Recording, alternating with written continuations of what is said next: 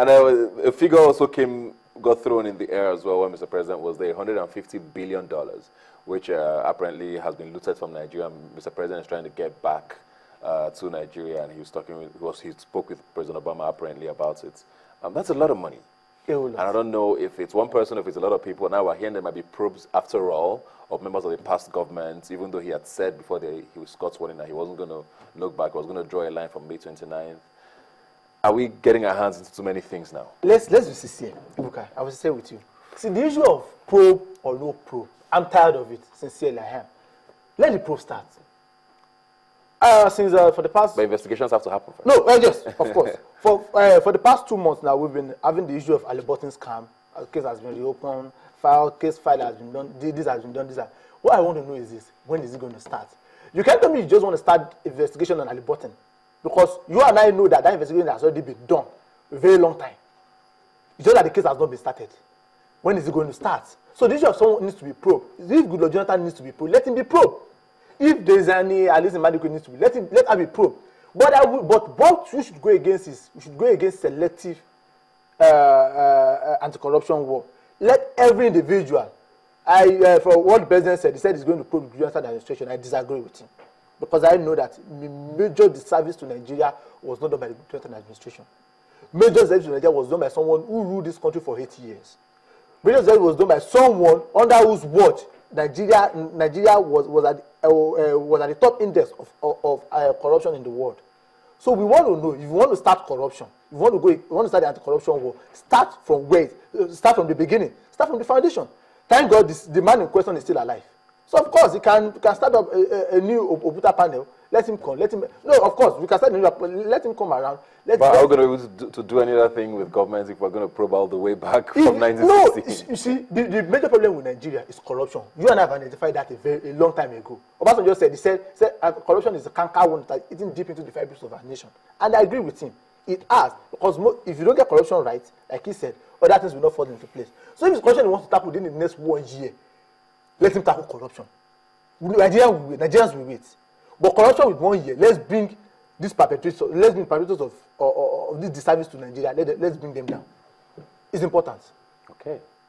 I hope so. I like your passion.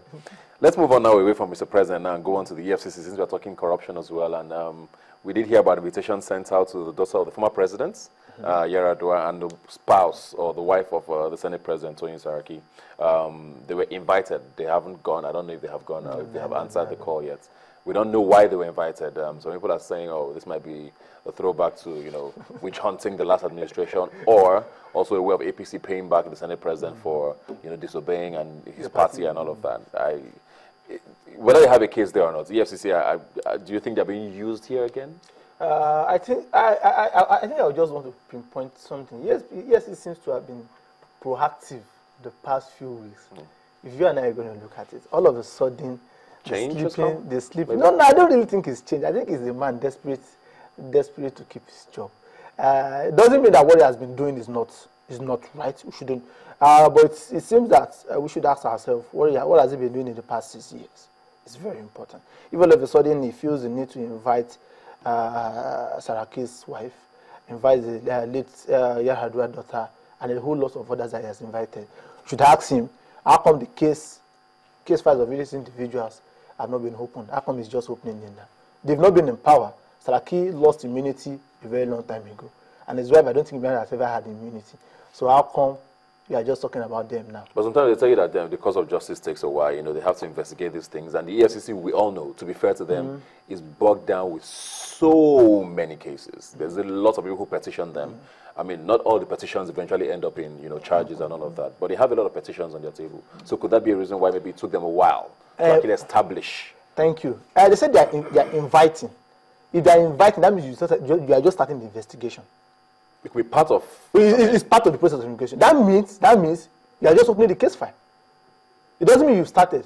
If you've started and you concluded, then you can now charge to court. That means you're just starting. So let's believe that they have tons of... But I also believe that the EFCC operates in a way, it's not a one-man show.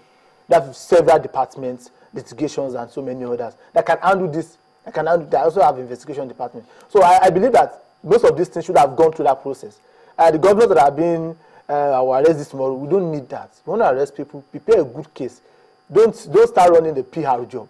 What they're doing is running the PR job. Okay, I dey work, me the same side they work. No, if you are working, take a man to a court or take a woman to a court that you feel the suspect that you have evidence the suspect is guilty of corruption. Yeah. And take him to court and ensure that he faces justice. A lot of people have said, I mean, Mr. President has a lot to do because, I mean, the fact that he has anti-corruption at the top of his agenda is no doubt. He talks about it very passionately. But we all know that Nigeria is the problem, or Nigerians, whether we like it or not. Do you think it's something he can actually tackle?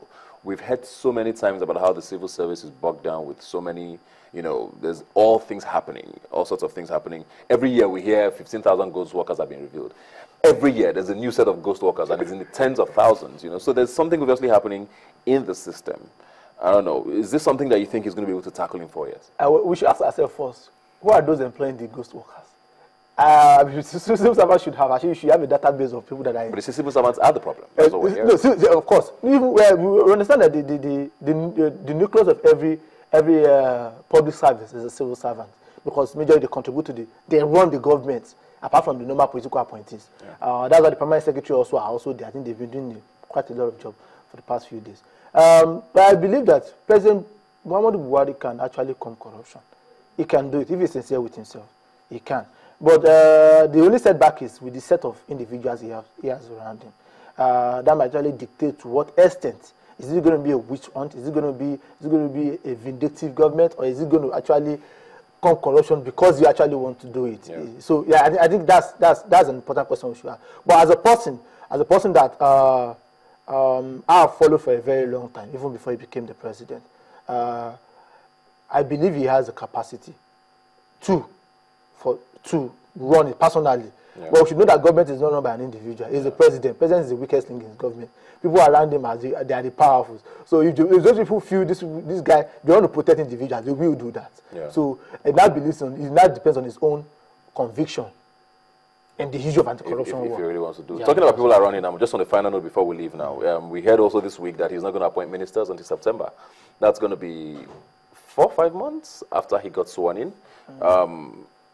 Is it too long? Is it not too long a time, you think? Is it okay? Because he says he needs to cleanse the system before he does that. You think his reasons are valid? His reasons are valid, but it depends. The reason why I say it depends is this.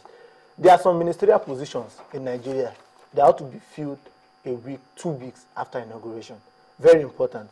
The office of the Minister of Finance, because of the state of the economy. Investors have lost confidence in the economy because there's no driver. And you cannot meet General Buhari that attended a war college in Sandos suddenly has an economic background. So we believe that they want to see someone that will drive it. But such person is not there. There are so many positions also. Like the minister, without the Minister for Power. And we should have. We're talking about electricity.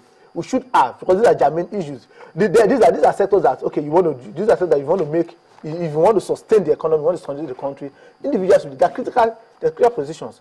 The economy advisor also. We don't have presently. So these are positions that we should have. It might probably take time. It might probably now take his time to appoint other ministerial positions based on the template of integrity. However, these positions are germane, and you should appoint someone on them. Thank you very much, Boladale Adkoya. We're going to be waiting till September. Hopefully the wait is not in vain. Hopefully it's not an anticlimax. As long as the names there are worth waiting for. Thank you very much for being here today. It's a pleasure. When we come back, we'll continue more with our show on Rubbin Minds. Please stay with us.